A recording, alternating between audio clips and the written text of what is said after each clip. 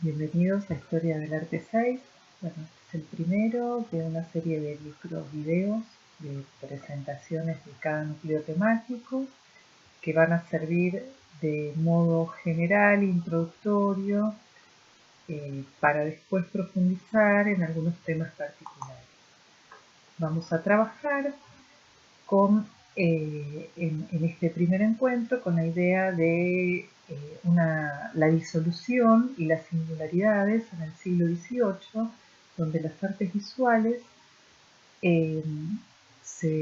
simultáneamente en el ámbito francés, en el ámbito italiano, inglés y español, están produciendo una serie de rupturas en la primera mitad del siglo XVIII,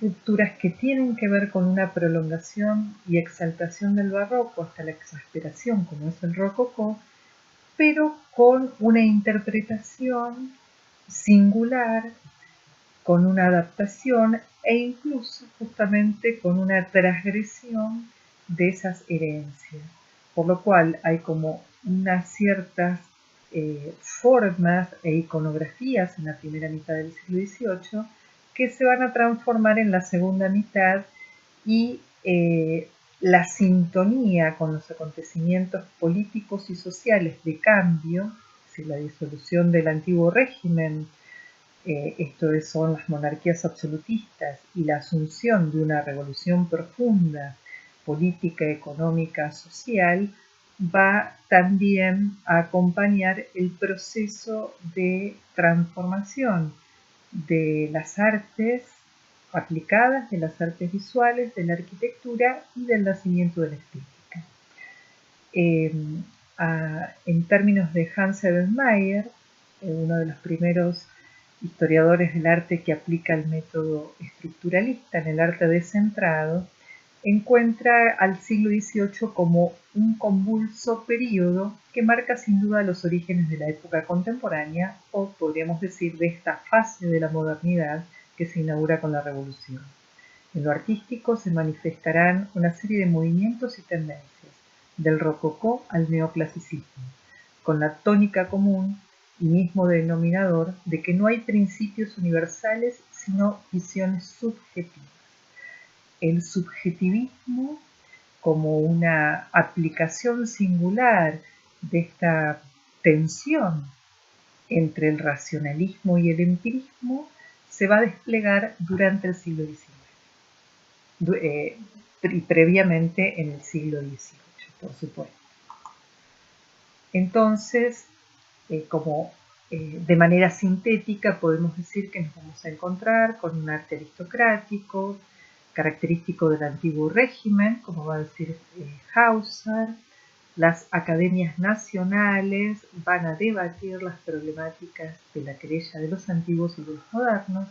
El subjetivismo burgués y aristocrático se pone en juego. Van a aparecer los géneros burgueses, sobre todo en la segunda mitad del siglo XVIII, en convivencia con los géneros aristocráticos, que son básicamente las fiestas galantes y las escenas de alcoba. Estos géneros aristocráticos darán lugar luego a la estética del común, que esto lo vamos a ver en particular en artistas como Goya, que anticipa de alguna manera la transformación de la estética del siglo XIX. En la segunda mitad del siglo, como decíamos, se va a dar un debate entre las ideas del iluminismo, el desarrollo de la enciclopedia con sus pensadores y la incidencia en el mundo social, como en el gusto, que arrojan empirismo y racionalidad en los saberes.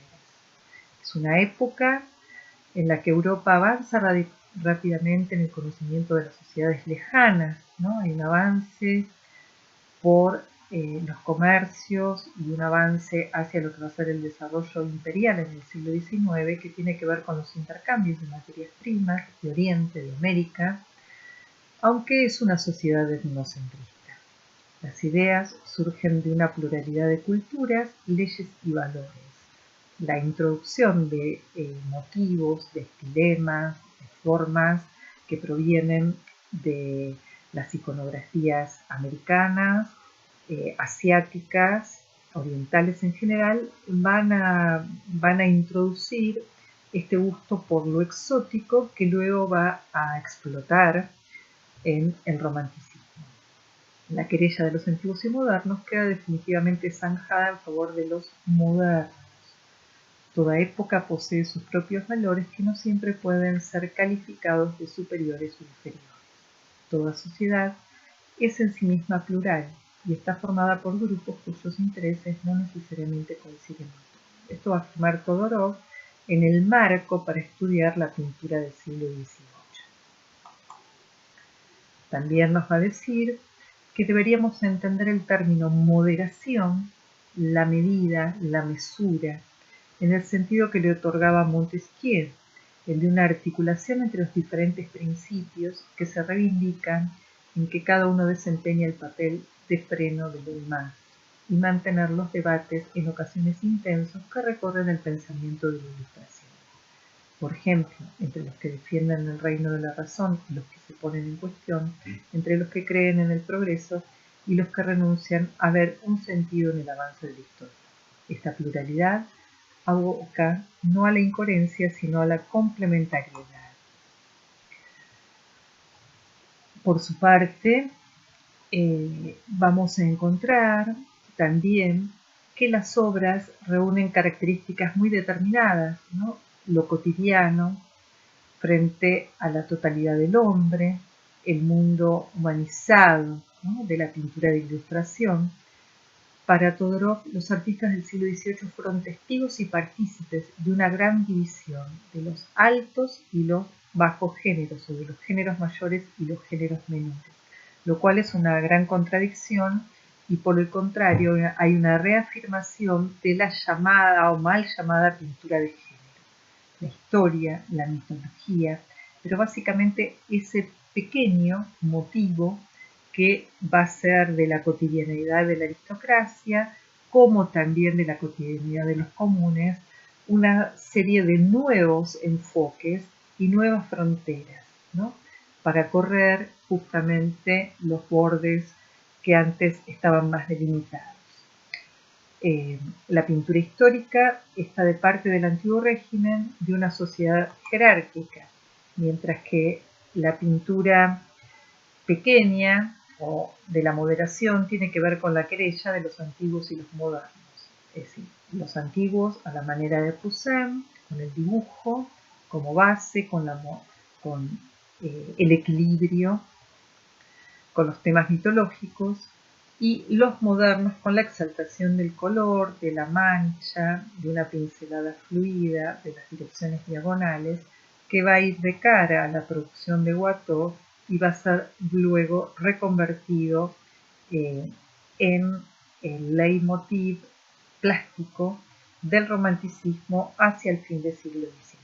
Es decir, salvo la excepcionalidad de la academia neoclásica y de la academia, parte de la academia realista, todo el siglo XIX sigue la tradición nueva de los modernos. El siglo XVIII es conocido como el siglo de las luces o siglo de la razón, o de la Ilustración, términos que definen el espíritu cultural de la época que vio aparecer y elaborar la mayoría de las ideas de las que aún vivimos y en las que culmina el desarrollo de las teorías empiristas y racionalistas del siglo XVII. Pero el siglo XVIII es evidente que coexisten o se suceden una pluralidad de discursos. Como va a decir Diderot, la percepción de las relaciones, los ingleses, sentido interno de la belleza, y los alemanes, conocimiento sensible inferior. Por allí, el reinado de la semejanza llegará a su fin y lo bello y el arte demostrarán su pregnancia arbitraria. El signo artificial invade las manifestaciones artísticas.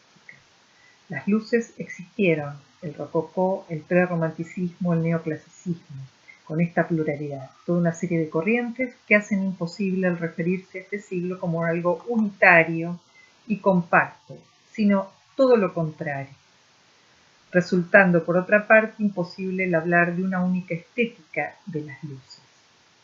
El rococó, como movimiento artístico, nace en Francia y se expande a nivel arquitectónico en Alemania, en parte en Inglaterra, en Austria, en menor medida en la corte española. Los precedentes se sitúan en los inicios del siglo XVIII, coincidiendo con la regencia de Felipe de Orleans, cuando empezaron los tímidos cambios que anunciaban el final de un estilo tardío o tardo barroco y su evolución hacia la expresión de un gusto más contemporáneo, independiente, hedonista, el placer del instante, las rocallas, lo floral, la diferente sincronización de materiales, de hierros, de dorados, de porcelana. En esta diversidad y pluralidad es sencillo identificar las luces con el academicismo y el neoclasicismo presente a partir de la segunda mitad del siglo. Pero en cambio el rococó, como opuesto al clasicismo y abarcando la primera mitad del siglo, resulta difícil de conectar con la Ilustración, ya que el nexo unión de sus características formales y de las ideas resulta siempre complejo. Sin embargo, no cabe duda de que el rococó, como arte del interior, de la decoración íntima, ejerció un enorme influjo en un ambiente que rodeaba y en el que vivía la sociedad de la época. El espíritu rococó representa un elemento dominante del siglo XVIII y los epítetos que caracterizan al rococó lo hacen en igual medida al siglo de las luces.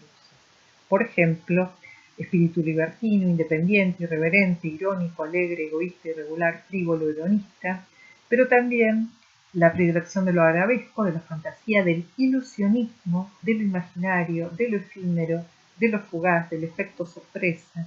También el rococó puede contemplar, o el siglo XVIII puede contemplar un tiepolo que se debate entre la pintura moral, la pintura religiosa y los géneros festivos.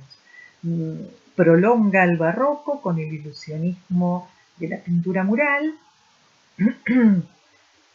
pero también pinta a sus contemporáneos o los encargos de sus contemporáneos como bueno, la nobleza y la virtud que ganan de ignorancia, como esa prolongación o ese desarrollo del trompe-l'œil, de la necesidad de una pintura que decore techos, frisos, paredes de templos o de palacios, y que estén siempre dando a las regencias o a las cortes ese marco de contención frente a los excesos, ya sea pintando en la corte italiana, en las cortes italianas, para los aristócratas italianos o españoles. En Francia, justamente la exaltación de este rococó se va a dar en la pintura a través de la creación de las fiestas galantes, ¿no? Este pequeño género moderado y además que encierra algo de la melancolía y que habla o muestra estas representaciones bucólicas de la aristocracia, es decir, una Arcadia en ese presente, en un presente finito que se disuelve, que se desmorona, que por eso tiene algo de melancólico. Los principales artistas van a ser Watteau, Fragonard, Boucher, pero bueno, en particular esta idea del honnêteté, forma ideal de vida, más allá de las exigencias, lo indefinido, lo ambiguo, las correspondencias en los intercambios simbólicos de ese sector aristocrático, como las cartas robadas, como la comedia del arte, donde las fiestas galantes demuestran justamente la fugacidad de la vida, el placer, el erotismo, vinculado a las imágenes para el fin de una sociedad que desaparece, se diluye, se destruye en el medio de los juegos, van a decir Checa Moral, que también a su manera Hauser lo plantea como una manifestación patente de esa disolución del antiguo régimen, ¿no? El embarque a la isla de Cítera luego va a ser abordado por la profesora Di Luca, las formas de Watteau para pintar esa aristocracia que se va disolviendo en el ambiente y que a través de una pincelada fluida, de una elección por los modernos, Watteau incorpora el color, incorpora la perspectiva atmosférica y pinta justamente la galantería, el amor codificado a través de la conversación, el deseo, el corrimiento del deseo al erotismo y del erotismo hacia lo que van a ser el develamiento de la sexualidad en el siglo XVIII con las escrituras del Marqués de Sade o con las puestas en escena a través de la comedia italiana, de la comedia del arte, ¿no? Abundancia, ocio, juego, ¿no? Con los placeres del baile, ¿no? El placer como un juicio estético también y psicológico que esconde o que encierra básicamente la base de la melancolía. El carácter trágico y melancólico de Watteau, encarnado en una serie de mascaradas que se vinculan a su autorretrato, ¿no? Como va a decir Verlaine, los personajes de sus fiestas galantes no tienen aspectos de creer su felicidad, sino que la actúan, ¿no? Hay un permanente concepción de un tiempo que se fuga, que se desvanece, que pierde la solidez de un relato, de un gran relato anterior. Las corrientes de pensamiento que recorren este concepto de rococó es la contrapartida o la contracara de la moneda, de la racionalidad, porque aparece el quiebre hacia la sospecha, a pesar de la fibrabilidad y el libertinaje, cinismo, sin duda, una anarquía espiritual, que se manifiesta fundamentalmente en las gestualidades y en la subjetividad del color, ¿no? Como también en esta presentación de los personajes de la comedia italiana, la comedia del arte, como el indiferente y Gilles, apodado Pierrot, que, al decir de Stravinsky en Los emblemas de la razón, pareciera tratarse de un autorretrato del joven Watteau, ¿no? Y él, apelando al disfraz de Pierrot o Gilles, está evocando ese estado melancólico. También aparece esta interesante obra que es la muestra de Gersaint, donde es el primer indicio de una mercantilización de la obra de arte, más allá de los encargos que realiza la aristocracia, ¿no?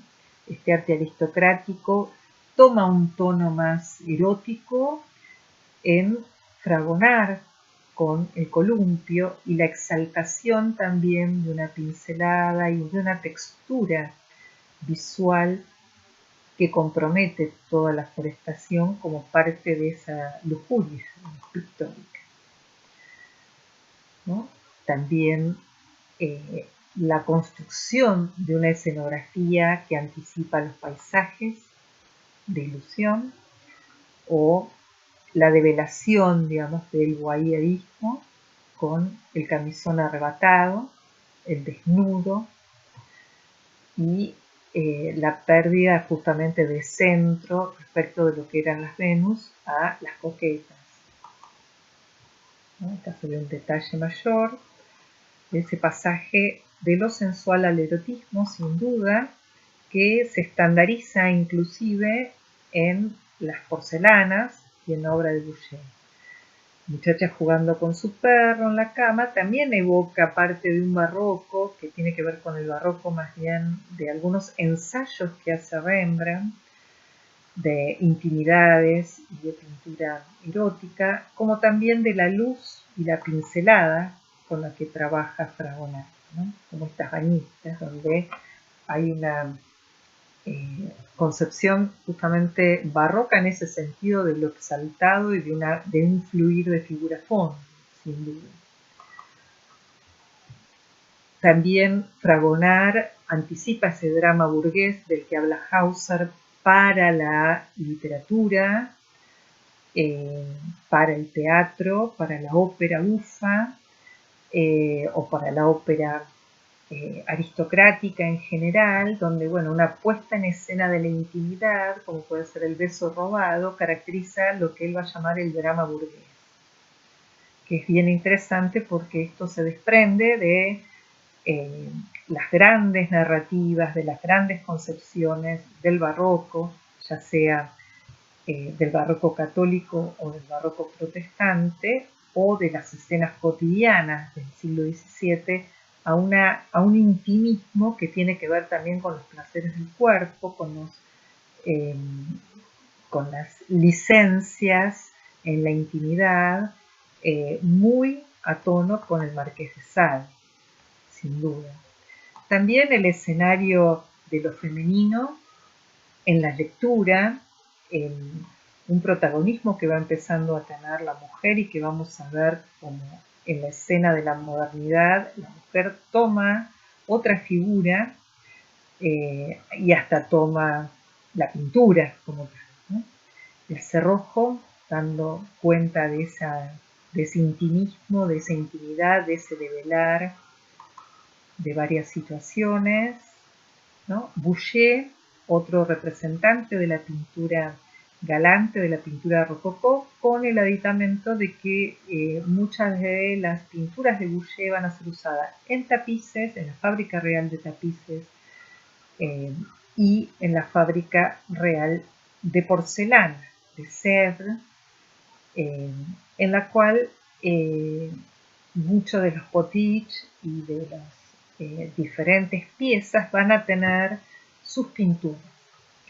Es un intérprete sin duda del trance del barroco al antiguo régimen y bajo la excusa de la mitología, como Venus, se va a dar lugar a esta expresión y exaltación de los cuerpos desnudos. Pero digamos, hay un regodeo en el trabajo sobre la mitología clásica extrapolada al gusto aristocrático, ¿no? Como la Diana saliendo del baño.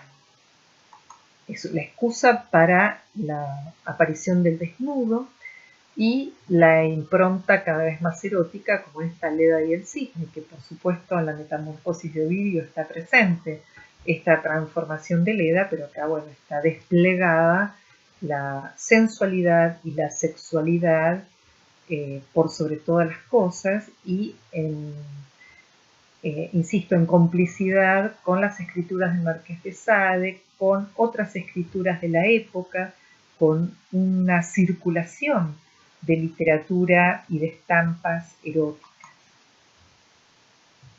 La puesta en discurso de la sexualidad, va a decir Foucault, como una de las claves de la modernidad, ¿no? También está toilette, se resignifica el baño en la toilette. La toilette es aristocrática y es burguesa y lo vamos a ver como un motivo iconográfico desarrollado en el siglo XIX, del rococó al realismo, pasando por el romanticismo y llegando al impresionismo y postimpresionismo.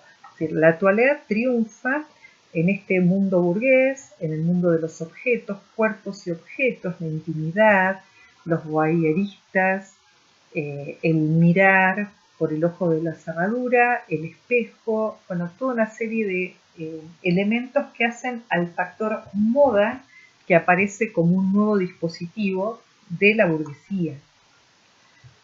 También, como decíamos, el rococó expresa a las artes decorativas y a la arquitectura, por lo cual aparece todo un despliegue alrededor de la ruta de la porcelana, de China a Francia y de Francia a Alemania.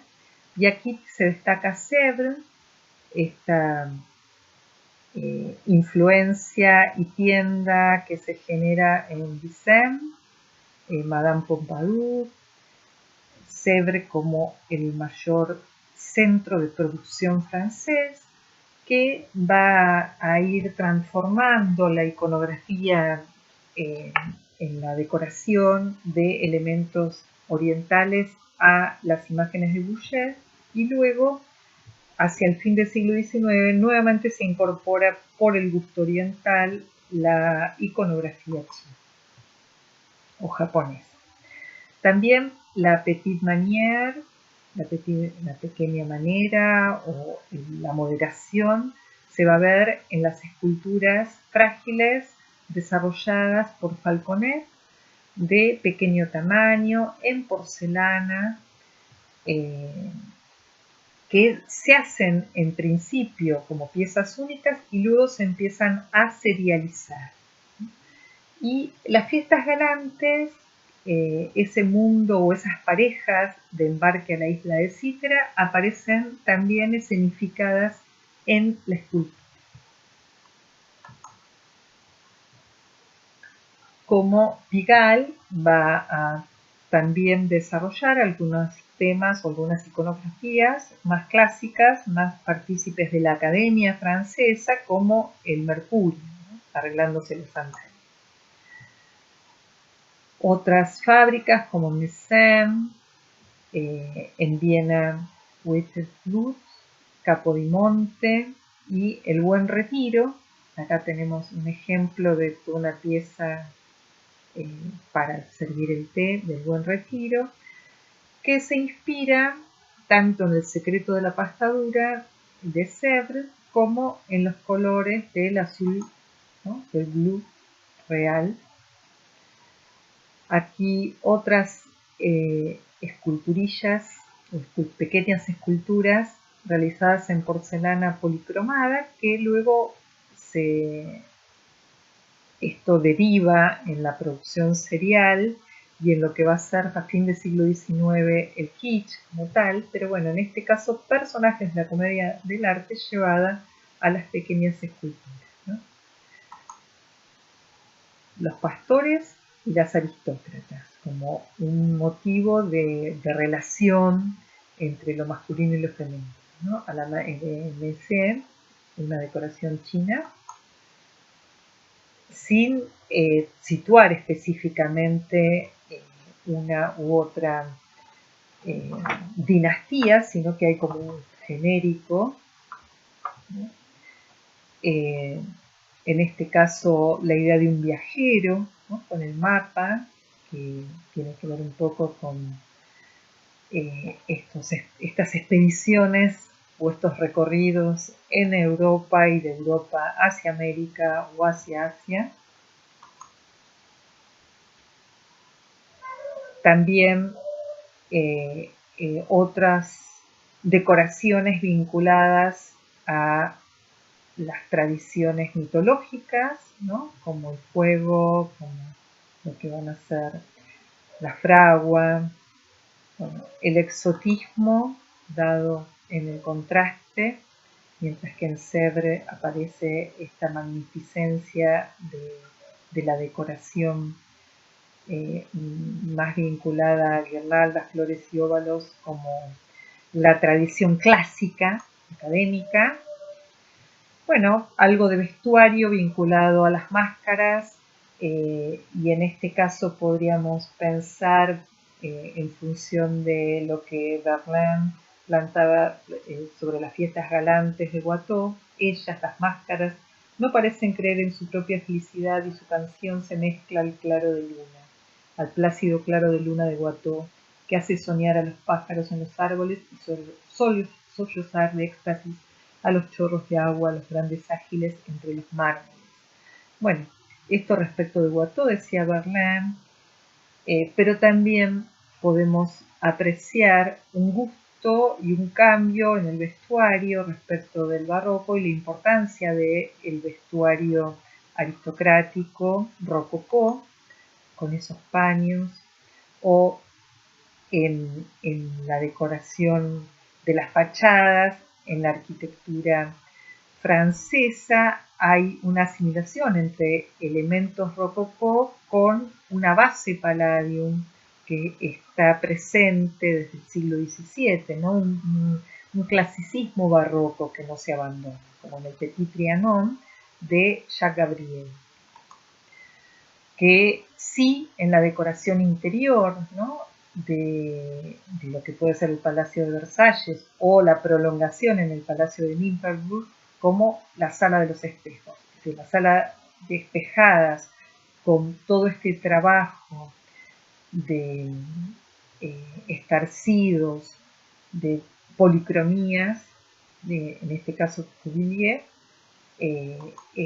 forma parte de esa tradición rococó, que es una exaltación de ese barroco del que estábamos hablando, ¿no? Como en esta basílica de Otto-Hugen en el realizada por la yuxtaposición de mármoles coloreados, el dorado, en batisterio, en el altar, en las columnas, en las columnatas, los aditamentos, hablan de esa exaltación de los materiales.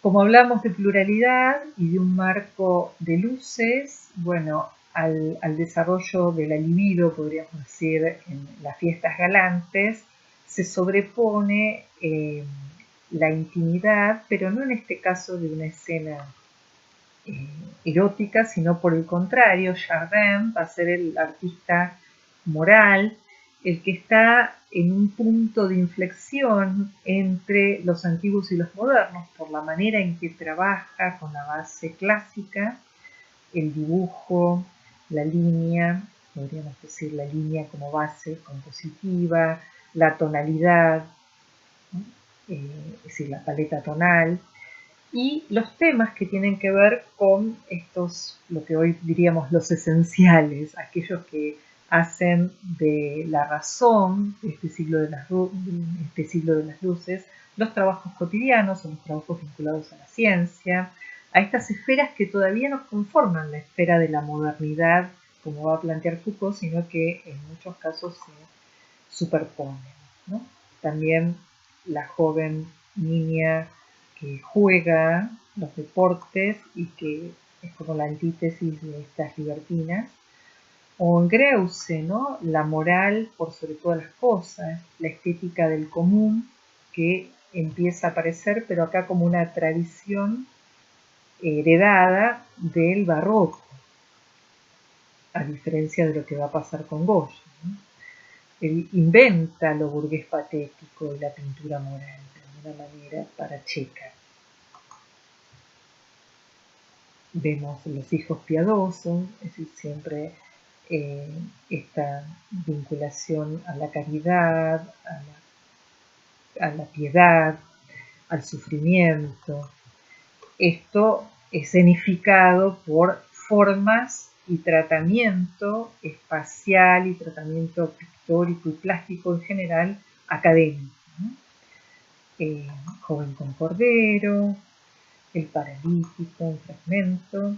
Bueno, en Italia decíamos hay algo acá a través de Tiepolo, de esta prolongación y exaltación del barroco por el ilusionismo, y también nos vamos a encontrar con sí, el revival de la villa romana que se transforma desde el barroco y que junto a la exaltación de las pinturas interiores que están dados por los frescos de Tiepolo, también hay una regulación y una estética de los jardines, ¿no? El jardín italiano, el jardín francés, el jardín inglés, y las inspiraciones como prolongaciones espaciales de ese siglo XVII. También en Tiepolo aparecen estas mascaradas, esta idea del disfraz del carnaval, ¿no? En decorados frescos, ligeros, iluminados por luces que arrojan la locura del vertiginoso baile, dirá Baudelaire. Y es la última evasión posible del mundo aristocrático, ¿no? El universo o la vida es una fiesta, pero es una fiesta que incorpora o que esconde ese lado siniestro, como dirá Freud a fin del siglo XIX. Es decir, las mascaradas son y el carnaval tienen que ver con lo grotesco orgánico, con lo trágico cómico, ¿no? Y esto lo lleva a un punto de exasperación de lo barroco y caricaturesco Tiepolo que va a tener correlación con los caprichos de Goya.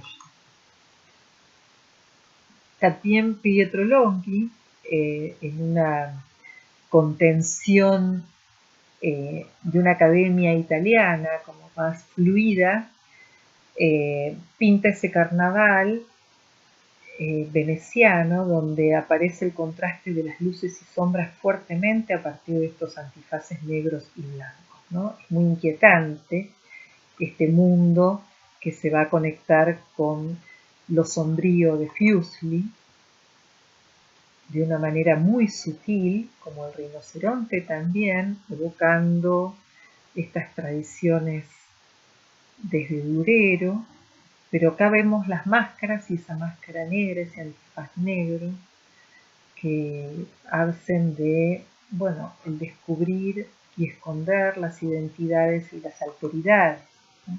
Como parte de esa singularidad. La veduta, que luego vamos a trabajar en particular en algunas de las clases, tiene que ver con otro género burgués, ¿no?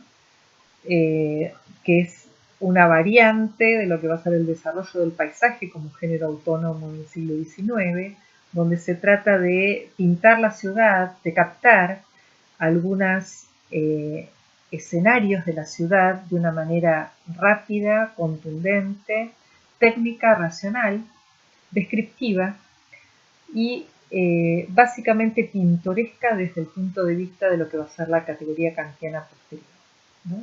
Canaletto y Guardi van a ser los principales expositores de estas vedutas que se vinculan al uso de la cámara oscura y de la cámara clara, a una mirada premoderna que tiene que ver con ese punto de vista fotográfico o prefotográfico que ya aparece desde el barroco holandés, y esta exaltación de la ciudad desde una perspectiva múltiple, desde un plano general o un plano panorámico,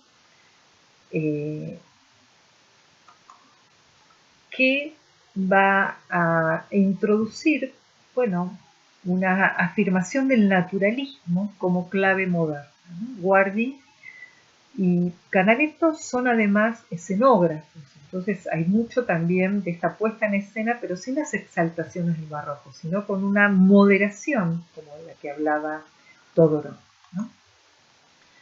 Vemos nuevos, otros.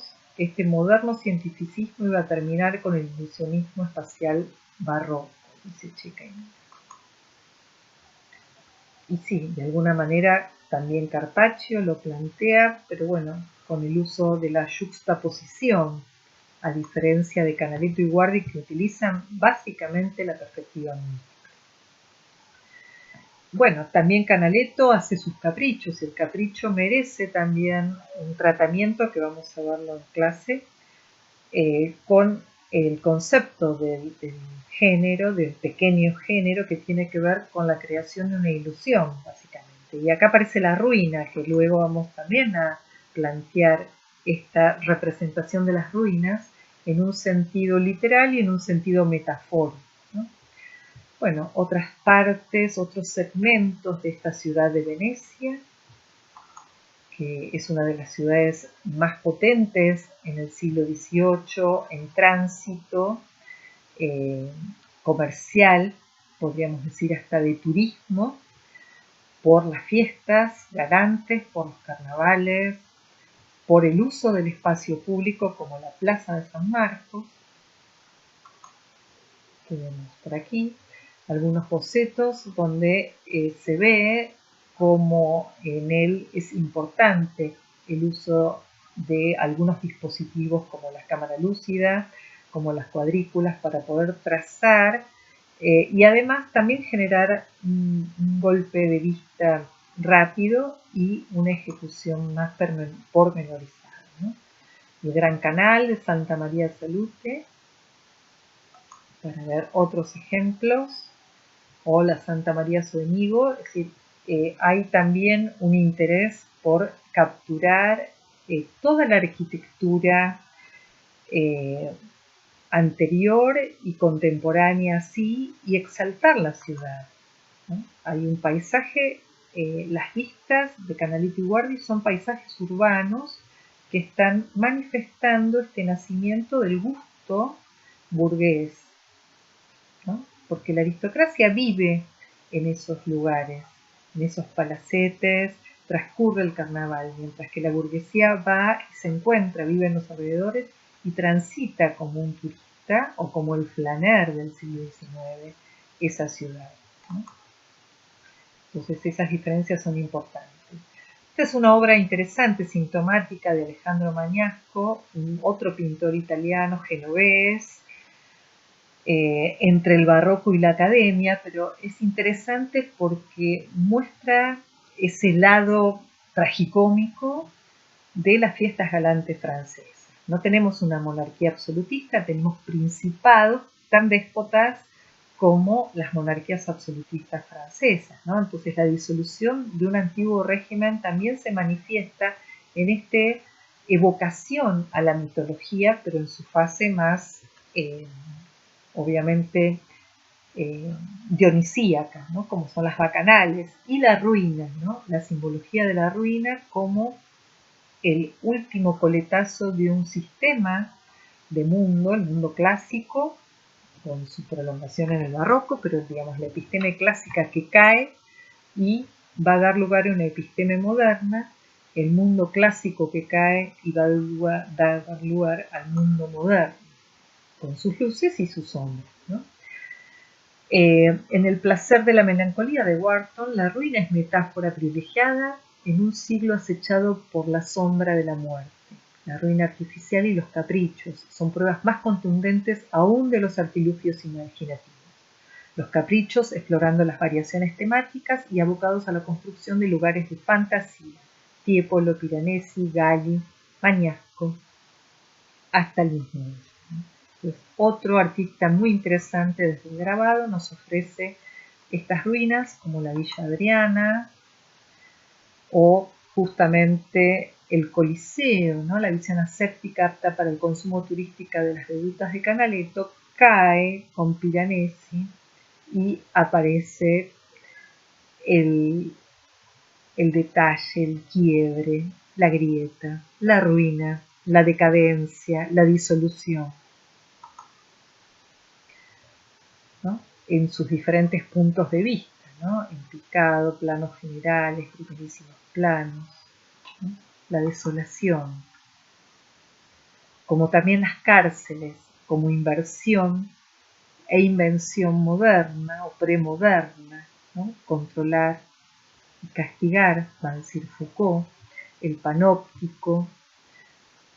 No hay una estructura de panóptico en sí, como va a ser el de Betan, sino que tiene que ver en este caso con la espacialidad del barroco, pero en esta multiplicidad espacial tenemos diferentes puntos de vista que van convergiendo a partir de este gran panóptico que es la visor, la torre visor. Entonces, bueno, el Gran Tour tiene que ver con este mundo que se destruye, pero que además tiene que controlar a través de la razón y de la ilusión a los seres que se van transformando, ¿no? En Inglaterra hay una variedad también importante. Esta pluralidad se da a través de la academia, se da a través de la estética del común, se da a través de lo grotesco y la sátira, como de la mirada naturalista que ya va a atravesar hacia el siglo XIX. La segunda mitad del siglo XVIII nos muestra algunos artistas ingleses bien interesantes para entrar en esta constelación, ¿no? Como Hogarth, que también va a ser abordado en la clase que vamos a tener, con las series de el matrimonio por conveniencia y la carrera de los votos, ¿no? Donde se ve esto que podemos también apreciar en la literatura francesa e inglesa en general, pero bueno, cito algo más conocido como Molière, el burgués gentilhombre. Entonces, el que no tiene títulos de nobleza y tiene dinero, compra a través de un casamiento una u otra cosa inversa. Entonces se dan estos matrimonios que pueden ser con grandes diferencias de edad, de propiedad, de familia, de tradiciones, y todo esto está desmontado, ¿no? O aparentemente trastocado y satirizado por Hogarth, ¿no? Donde vamos a ver la vida del libertino, por ejemplo, que él lo va a realizar tanto en la pintura como en el grabado, ¿no? La carrera del libertino llega hasta justamente poder casarse con una mujer de avanzada edad. Gainsbourg va a ser un artista de la segunda mitad del siglo XVIII que, atravesando la academia, decide, ¿no? Salir al plein air, tomar contacto con Canaletto, y de estas vistas a lo Canaletto va a pasar a un tratamiento plástico del paisaje, como va a decir Mitchell, el paisaje imperial, ¿no? La necesidad de construir un paisaje natural y semiurbano que dé cuenta de ese territorio inglés. También como anticipo de lo que luego va a ser justamente Constable a fin del siglo XVIII y a comienzo básicamente del siglo XIX. Gainsbourg anticipa con la pintura de retratos y la pintura de paisajes estos géneros burgueses por excelencia del siglo XIX. Acá con su mujer e hija mayor, con un tratamiento plástico en sintonía con las fiestas galantes de Watteau y Fragonard, pero con la austeridad y la cautela de la moral inglesa, que no tiene nada que ver con la aristocracia francesa, para decirlo de alguna manera.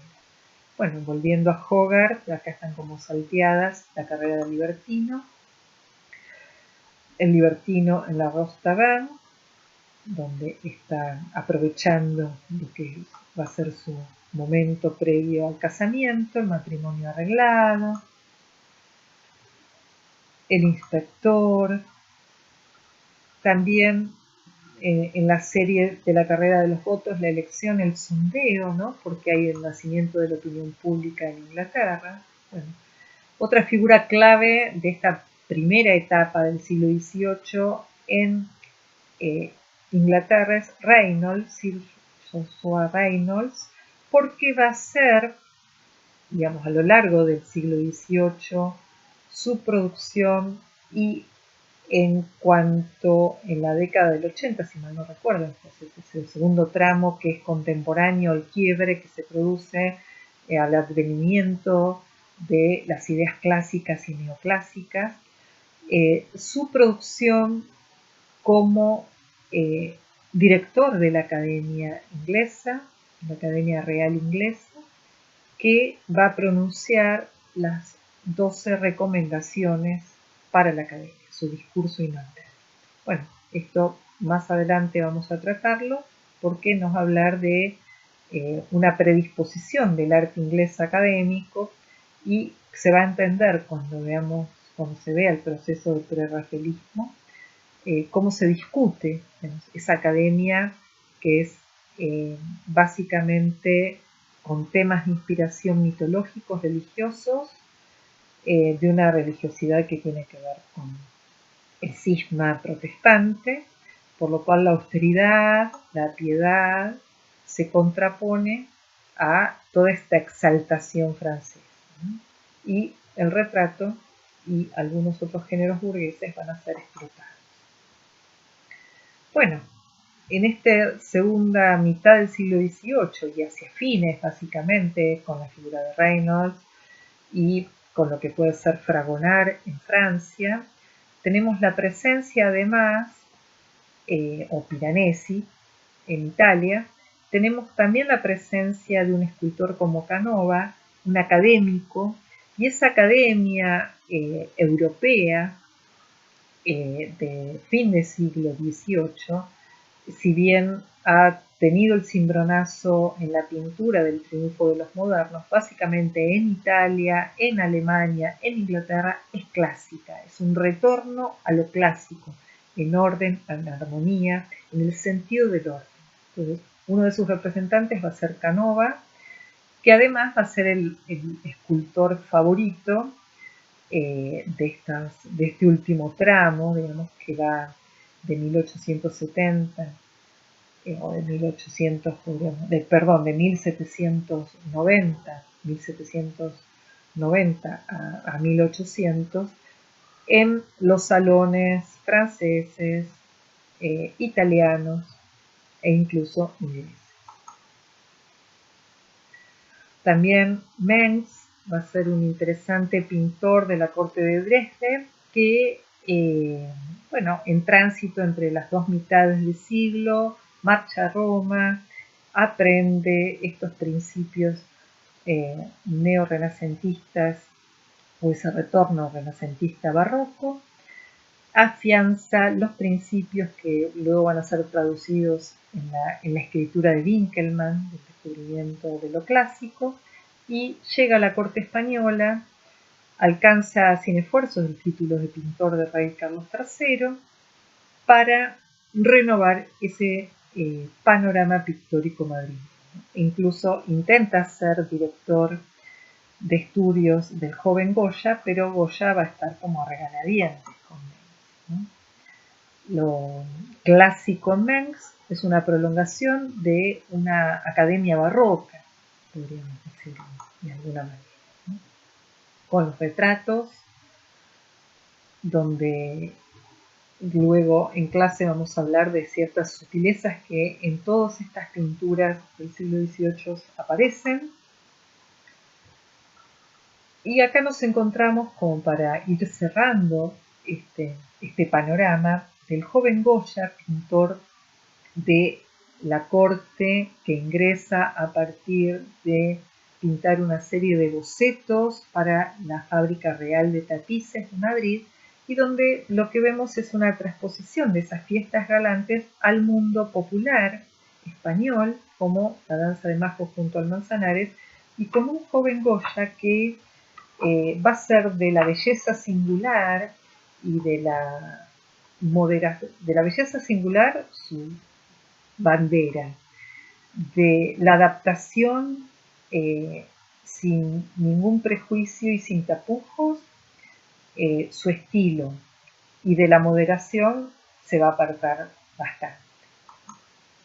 Entonces aparece el parasol o el cacharrero, entre otras, los juegos de niños, los paseos, la tormenta de nieve, una pintura analizada por Starobinsky en Los emblemas de la razón, 1789, que después vamos a dedicar como una pintura que tiene ya ese germen de realismo, ¿no?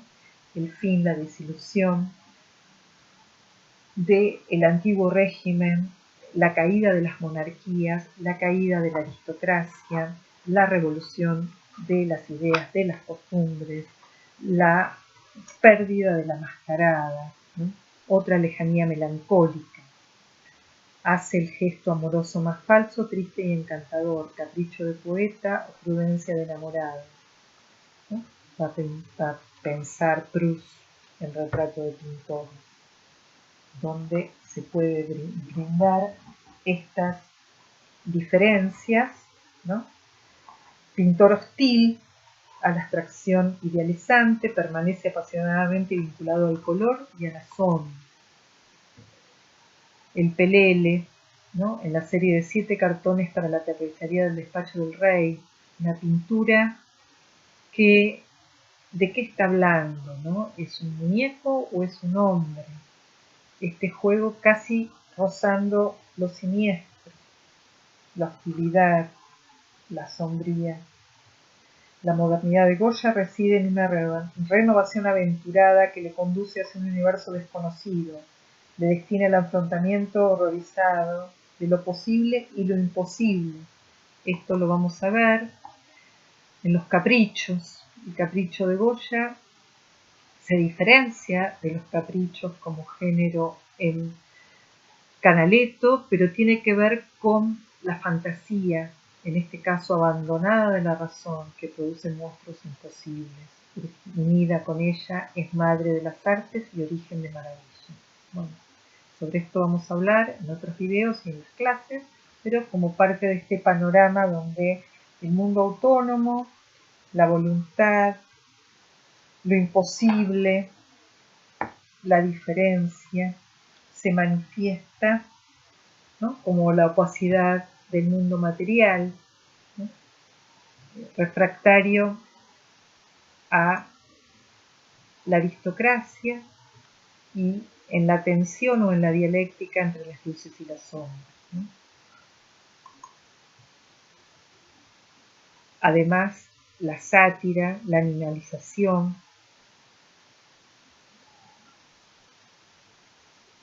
como nuevas mascaradas o como otras mascaradas, las alteridades que el fin del siglo XVIII ve sobre todo ese transcurrir del siglo y sobre su presente, ¿no? Este arte de fin del siglo XVIII mira ese presente, mira cómo cae un sentido, denuncia de las tinieblas que provoca la abundancia de las criaturas bestiales, ¿no?, que ya vamos a ver. Y para cerrar, nuevamente Cánova, el orden y un juramento de los Horacios con un joven David, que es el retorno a la academia o la construcción de una academia neoclásica de pasaje hacia la modernidad. El siglo de las luces, complejo, plural, empieza con la disolución de las formas aristocráticas, con la exaltación de la subjetividad de una clase y termina con la revolución, que se encara en el heroísmo, en este caso trágico, del juramento de los Horacios.